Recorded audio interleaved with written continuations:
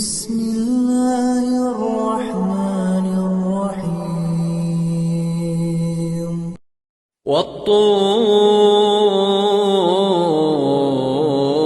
والطور وكتاب مسطور في رق منشور والبيت المعمور والسقف المرفوع والبحر المسجور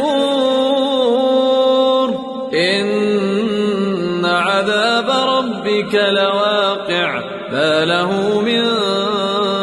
دافع يوم تمور السماء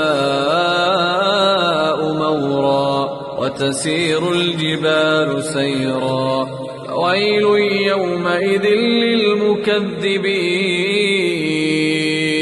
الذين هم في خوض يلعبون